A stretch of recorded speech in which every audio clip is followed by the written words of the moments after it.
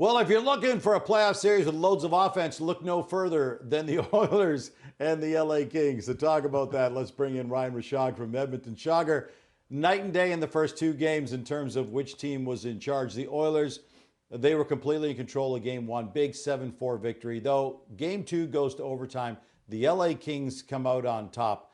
So here's the question. What happened in game two to turn the tables so dramatically? Was it something the LA Kings did to adjust to what the Oilers were doing to them, or something the Oilers failed to do in game two that they did do in game one?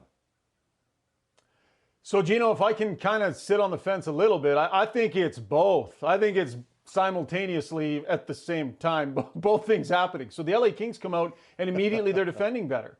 They're doing a better job of clogging up the neutral zone. They're doing a better job of sticking to their system. And while that's happening, the Edmonton Oilers are shooting themselves in the foot, right? Leon Draisaitl and Warren Foegele with just a bizarre flyby play at the blue line on that first goal. That's a big mistake in the first 90 seconds of a game. You got to buckle down. And then we saw Nugent Hopkins getting beat back to his own net by Drew Doughty.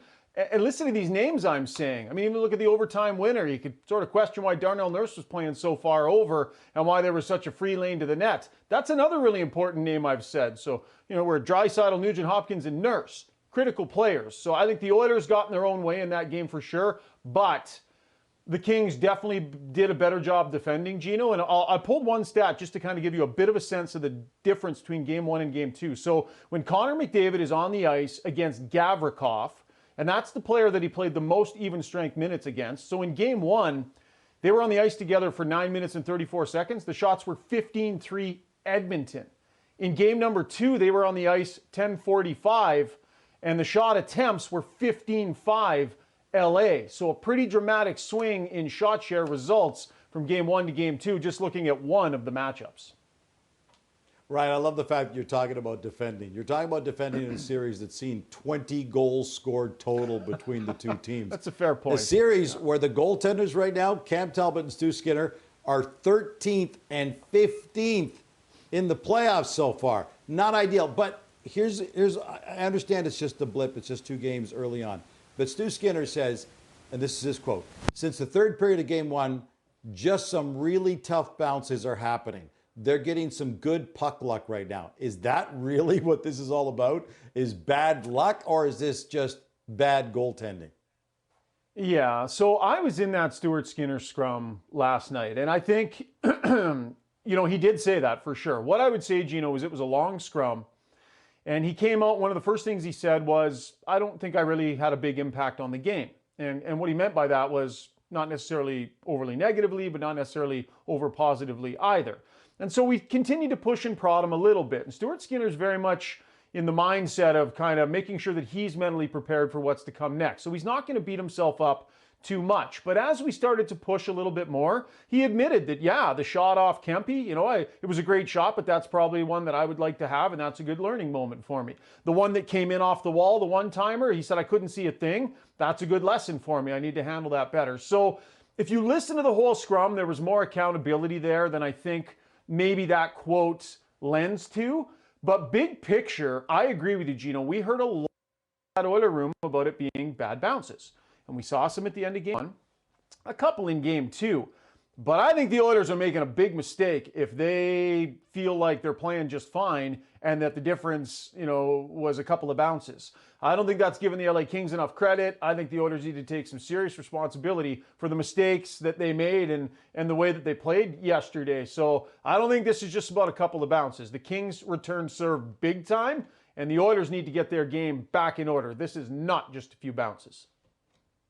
You've watched the Oilers play every single game this season. Matter of fact, you've watched every game for years and years and years now. Is it just me, or do you get the sense the Oilers' offense is about to go off? Because at this point, they've only got two multiple goal scorers these playoffs. Zach Hyman, obviously. The guy's been on fire, hat trick in the opener. And Dylan Holloway is the only other multiple goal scorer. McDavid 0 for so far. Draisaitl's got one. Do you get the sense that we're just waiting for McDavid or Draisaitl or somebody to really go off from the Oilers' perspective? Yeah, I think they're always a threat to do that in any given moment. McDavid threw out 5 assists in the opening game. And isn't that the story of his year, right? I mean, I know, and what you're talking about is goal scoring, and I think that's fair because that's what matters most in the playoffs. I would say the offense brought it in game one, Gino. I do think, I'll give them credit for that. They showed up offensively. They were dangerous. They were good. McDavid, Bouchard, Hyman, everybody included in that. But I do hear what you're saying from a goal scoring standpoint. One of the matchups I'm interested in seeing if the Oilers can get a little bit better of is Leon Draisaitl against Drew Doughty. That's been a pretty consistent matchup so far through the series. And if you look at the numbers, Doughty's been doing a heck of a good job against Draisaitl. So I would look a little bit more specifically at Leon Draisaitl and say, I mean, we all saw that shot in game one. It was ridiculous. Yeah. But I think at even strength, it'll be interesting to see if Draisaitl can take a little bit of a bigger bite out of this series at even strength than he has so far. That's fair. What about the unlikely goal scorers? I mean, Hyman's obviously, but Brett Kulak, Dylan Holloway, and Drew Doughty scored in the playoffs for the first time since in the Cup final and back in 2014. We've seen a lot of unlikely goal scorers so far. Yeah, we have, and that's what makes the playoff series great, right? So McDavid and company have a bit of an off night offensively, and all of a sudden Dylan Holloway comes out of nowhere and bangs in 2 goals. By the way, Holloway's a great story. I mean, he was sent down at the trade deadline when the Oilers brought in more forwards. No space for him. They wanted him to play. It was crushing for him. So he goes down, plays a ton in the minors, gets the call back up late in the season, and the idea, Gino, was he was just going to kind of give other guys an opportunity to rest. He was going to be like a spot filler for the rest of the regular season. Well, he played so well, he literally played his way into the opening night lineup just through sheer work and effort in those 5 games he had towards the end of the regular season. And so he earned that spot. And then in game 2, he goes out and bangs in 2 goals. I mean, the playoffs are all about great stories, and so far Holloway has been one for the Oilers. And how about Brett Kulak? Here's the undercurrent on Kulak. In this market, the sense is that the Oilers will probably have to move Brett Kulak next year to make room for Philip Broberg. That feels it's almost fait accompli. Here's the problem, Gino. Brett Kulak every year is a third-pairing defenseman all year and then turns into a top 4 defenseman in the playoffs. He's doing it in this series. He did it the last couple of years. So to see him bury that, for those of us that cover this team, we're looking at each other in the press box going, how are they going to trade this guy next year? Like, they need this guy. So unlikely goal scorers, contributions from different places, great storylines that are woven underneath it all. It's been good. It's what makes the playoffs amazing.